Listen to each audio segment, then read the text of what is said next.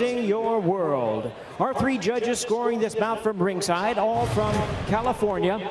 We have Max DeLuca, Wayne Hedgepeth, and Marcos Rosales. Our referee in charge, he'll be giving instructions after the introductions, Jack Reese.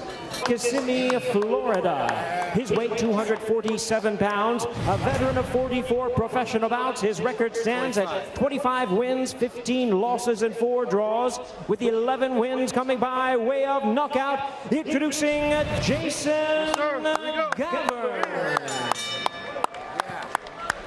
And his opponent across the ring, ready to go on my left, fighting out of the blue corner, wearing purple trunks with gold trim, hailing from and representing Tuscaloosa, Alabama.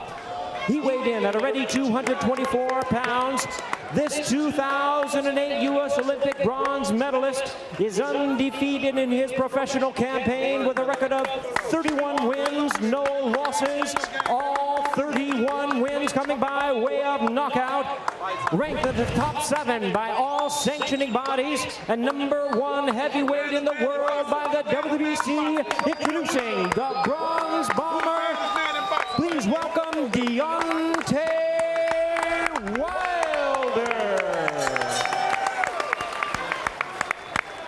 Once again, a referee in charge. Now to give instructions, Jack Reese.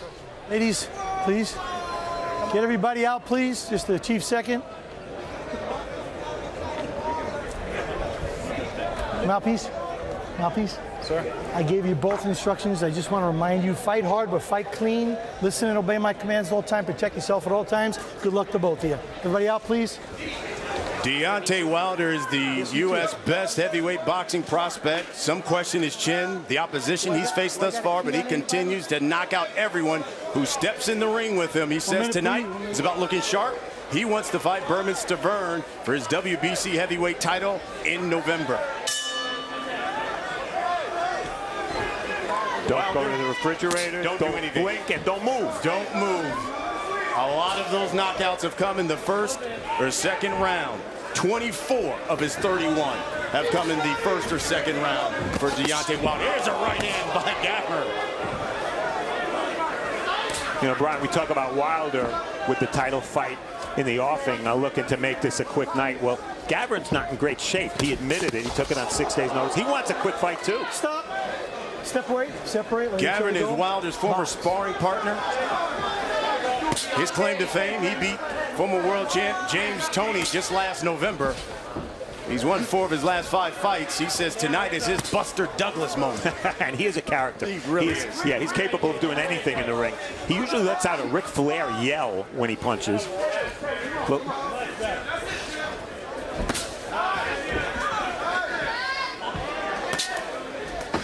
You see Wilder looking to establish the jab. And he can do that from a distance, obviously, where Gavern can't hit him.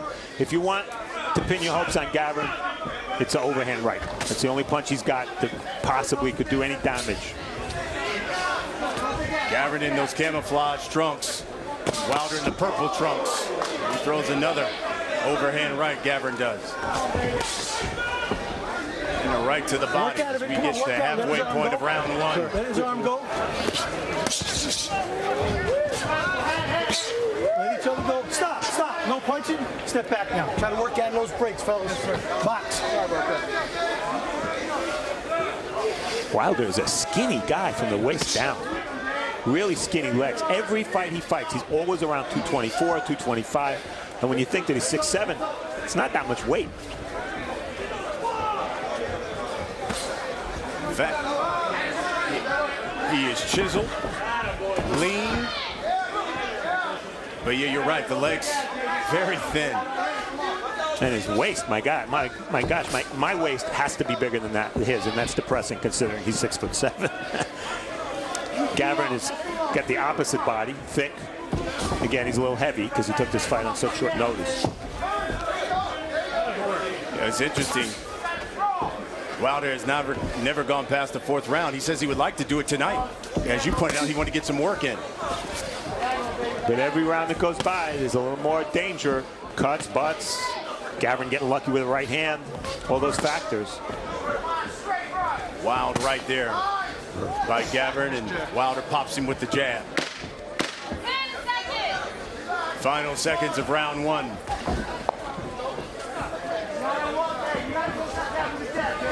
Stop punching, nobody punching.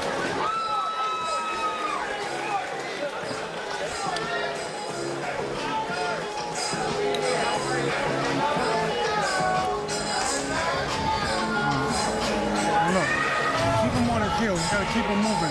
He's trying to stand flat for it to come in. Keep touching him with the jab. Keep moving. Just keep stepping around.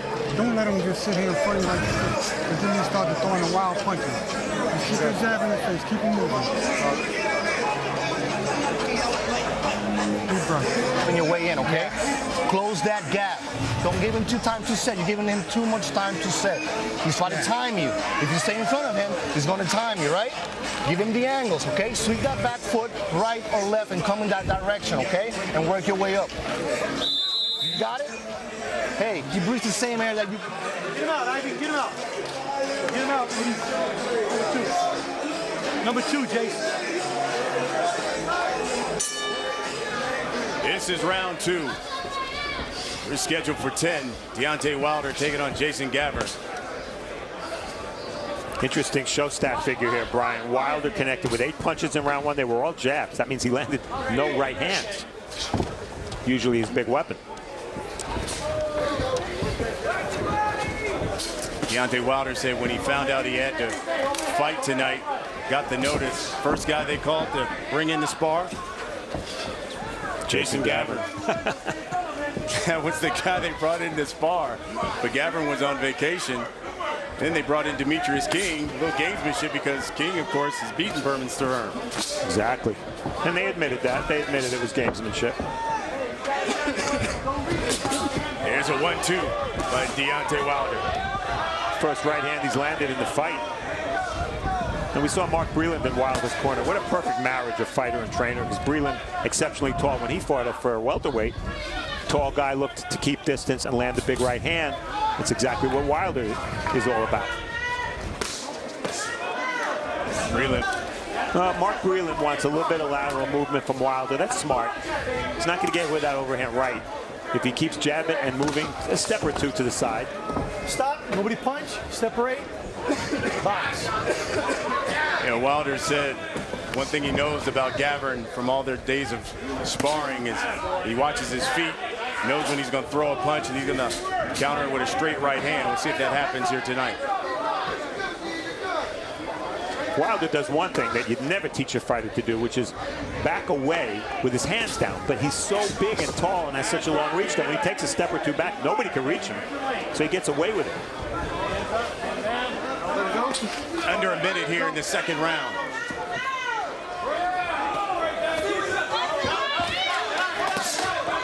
Jason Gavern, as Steve pointed out, took this fight on 6 days' notice. Stop. Separate. Has his own landscape business by trade.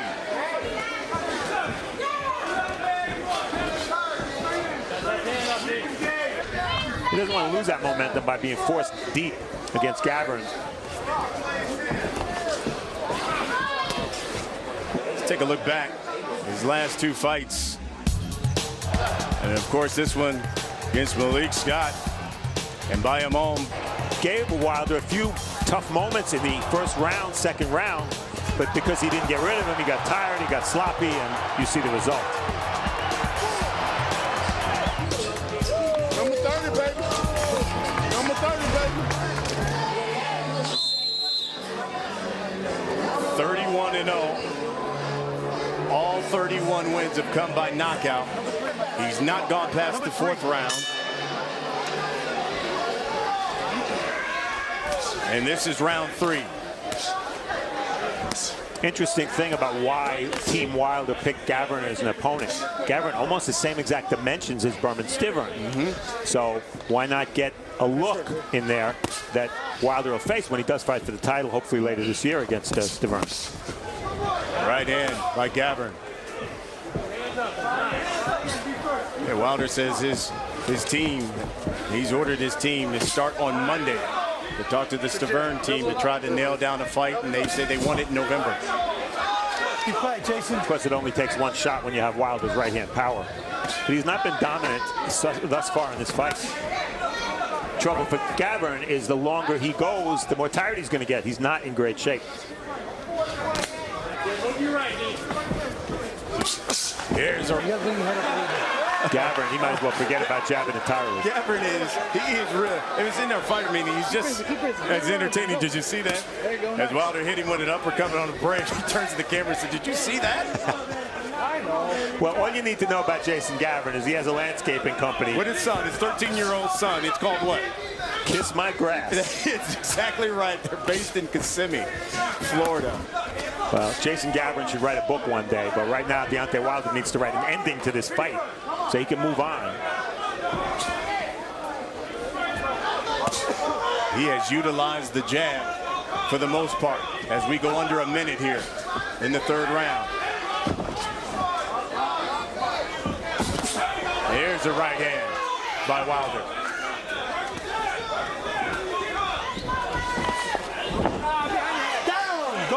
And he calls a knockdown. 3, I'll tell you about it later. 4, 5, 6, 7, 8.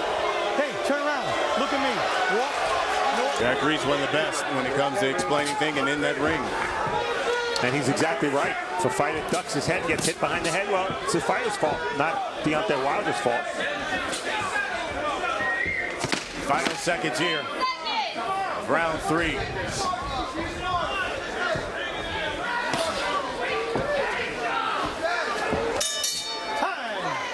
Wilder ends the round. Get him away. Where's this, please? Hey, breathe. Just breathe. Just breathe right now. Try to calm yourself down. I know you're getting tired. 6 notice, baby. You're doing great. Breathe. Give me a deep one. Come on. Hey, stay with me. Stay with me.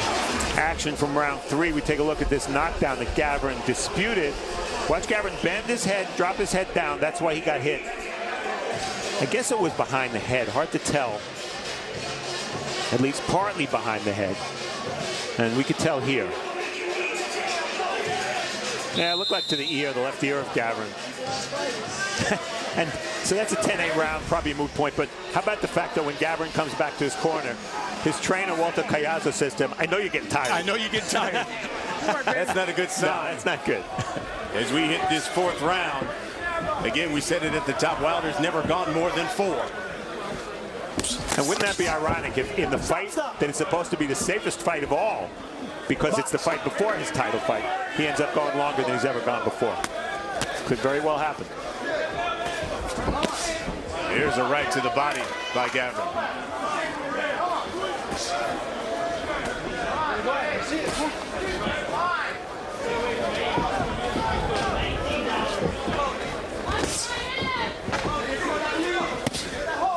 Brian, you think there's a chance Wilder's perhaps not the most inspired or motivated for this fight? Yeah, I didn't know if he was just selling wolf tickets when we had that fighter meeting when he said, "Look, I really want to go more than 4 rounds. I want to get some work in tonight."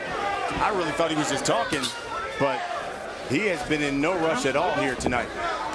People expect him to blow this guy out. Another big right hand by Wilder. 3, 4, 5, 6, 7. There's your Ric Flair shout. Come back with the hook. Jason Gavern. He said, "Come on, baby, come back with the hook." I got it.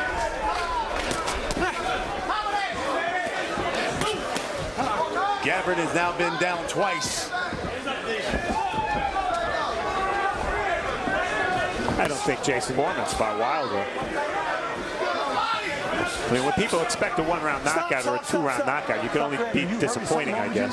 What? Something wrong? You look like you're in pain. You have oxygen? Good. I know. Did you hear that? Come on, work. Jack Reese has asked Gavern here under 30 seconds. Stop punching. Everybody separate. Box. I'll say this. Here's a right hand by Wilder. There have been opponents of Wilder who have been knocked out without much effort from Wilder. Round's over. Just stop at the belt. Stop it. Go back to your corners. Jack Reese, you heard him. He called that one a push.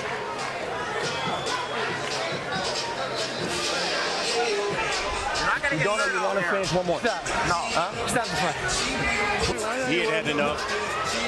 You talked about it. He took the fight on 6 days' notice. He just didn't have the gas. He told us yesterday that he was trained for a 4 or 5 round fight, and that's exactly what he gave. He threw a few right hands, nothing happened. He started getting pounded a little bit by both the jab and the right hand, and that was it. That's why I can't go back and forth. Like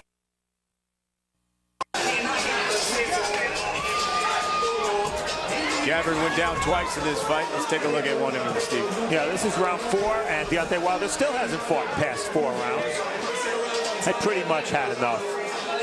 It's one thing to be tired and in a fight with an average fighter, but to be in with a beast like Wilder when you're exhausted and perhaps can't defend yourself properly, that's asking a lot.